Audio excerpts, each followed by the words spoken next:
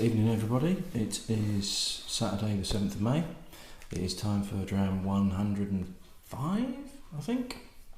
So we're ticking along quite nicely. Hope you're having a good weekend. I had a wine tasting last night for charity, hosting, to raise some money for my daughter's school, and there were 42 people there, of which 3 were men, including me.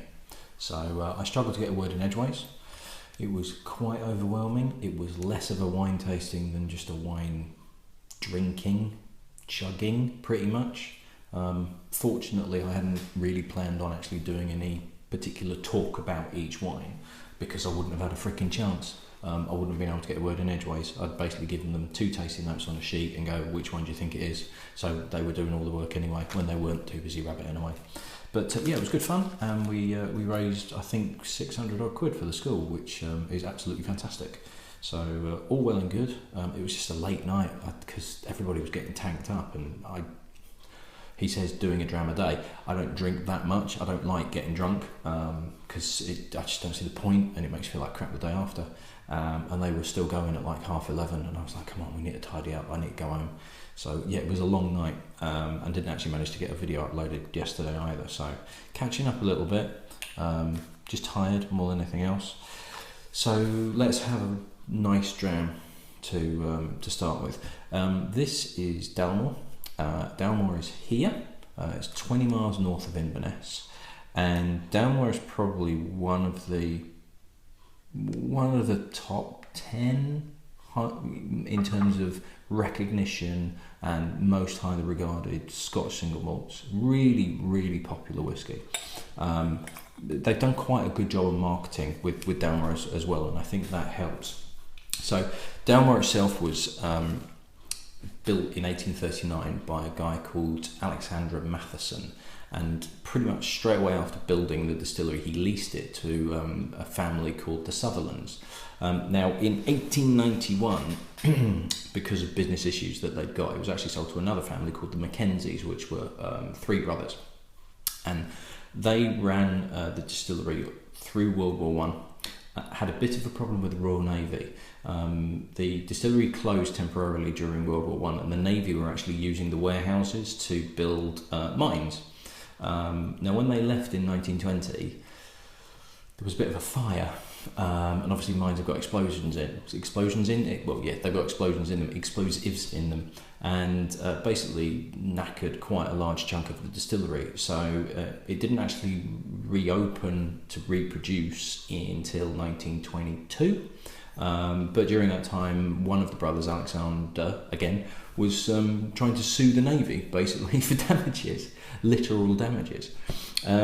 So it had a few owners in between then, up to about 1970, when it was taken over by. Now it's a bit of a muddle. Essentially, from 1970, it's owned by White and Mackay, but White and Mackay has kind of had subsidiaries and then owners and takeovers, and then they've taken over and all sorts of things like that. So you could say they've had various different owners, but essentially from 1970, it's been owned by White and Mackay. Now, White and Mackay, well-known blended whiskey, one of the biggest selling brands, blended whiskies in the world, and currently, I think it was a couple of years ago they got taken over, maybe a little bit further than that. It's actually an Indian company called United Brands that own them, but they have quite you could call him a whiskey celebrity. He's one of the people that in the whiskey community and industry is really, really well known for his personality, not just his skill at blending, because he's the master blender for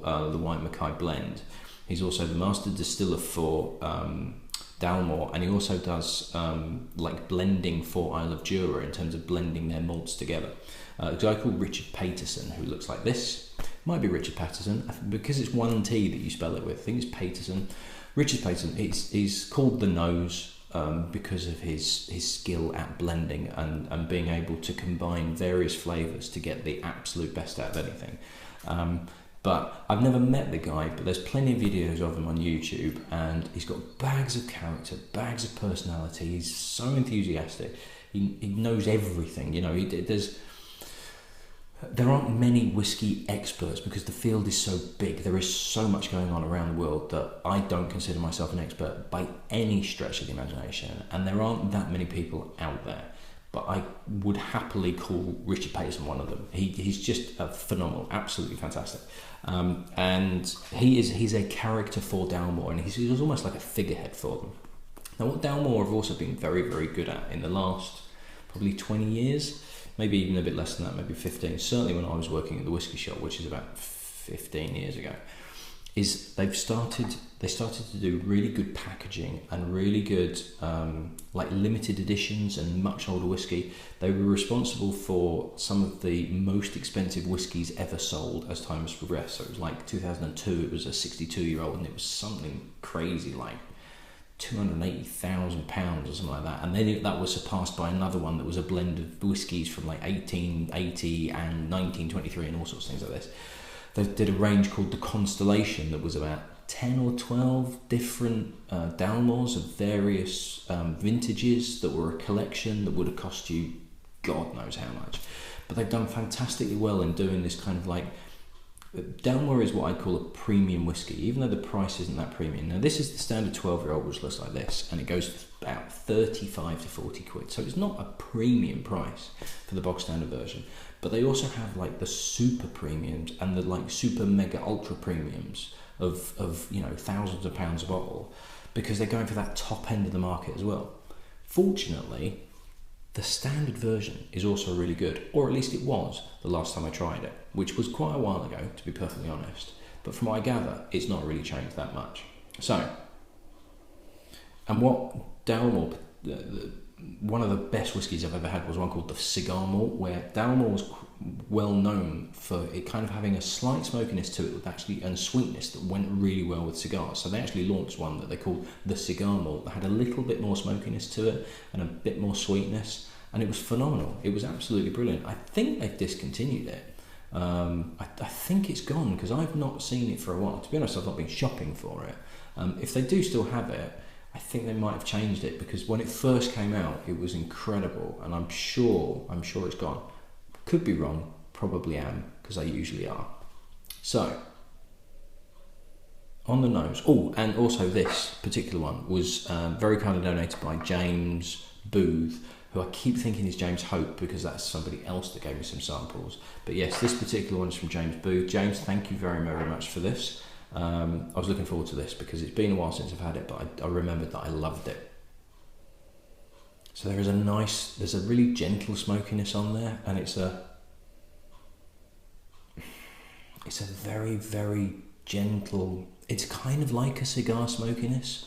It's not quite bonfire. It's not acrid enough for a bonfire, but it's something on fire that's kind of sweet. And there's a lovely sherryness to it as well. There's a nice fruit cakiness to it. And a very slight citrus element as well. 43% as well. Beautiful. Absolutely wonderful. There's fruit cake, there's like raisins and dark fruits. The smokiness on the nose isn't quite as prevalent, but it's there in the background. It's really subtle, but it works really, really well. There's a lovely sort of fudgy caramel sweetness to it. There's a fly somewhere in the kitchen as well. That's going to sound weird if it lands on the microphone. Oh, it's beautiful. It's really, really nice, and it's like a classical malt whiskey flavour to me. It's almost like if somebody were to turn around and say, right, what does single malt whiskey taste like? Impossible to say, to pick one out. But if you had to, if somebody literally had a gun to my head and said, I'm going to pull the trigger unless you give me one that is a classical representation of Scotch single malt whiskey, maybe without going down, like, let's take either out of the picture because that's so distinctive. So all the whiskies that taste like that. So what is a classical? Distill it down to one single malt. It's that. It's the maltiness. It's the very slight smokiness. It's the richness, the depth, the complexity. It's lovely stuff. Absolutely brilliant.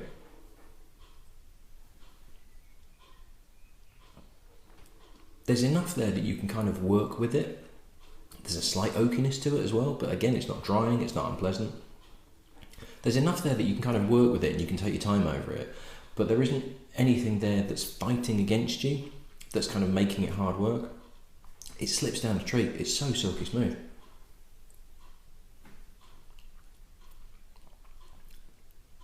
To me, that's a proper whiskey. Like a proper whiskey in terms of everything that whiskey should be about in their complexity, richness, depth, different flavours, all there but not fighting each other. Married really, really well. Enjoyable, rich, warming, smooth, wonderful stuff. Absolutely brilliant. I'm so glad that's still really good. I'm so glad they've not changed it. And from what I can remember of the other ones that I've tasted, it ages fantastically well. Their expressions are all very, very good. They're not afraid to experiment as well. Richard Paterson is not one that just goes, I do this all the time. He's happy to play around with things and try new things. So they're quite forward thinking. They're very, very good at their marketing and their packaging, and the bottles are absolutely beautiful. Yes, some of them are very, very expensive. If you can afford it, get it. If you can't, like me, then you're not going to, but it's nice to look at on a shelf in a shop. Great stuff, absolutely brilliant. Right, I'm gonna have another one, so I'm gonna do a quick rinse out, grab some water, and then we will crack on with the next. I shall see you then. Cheers.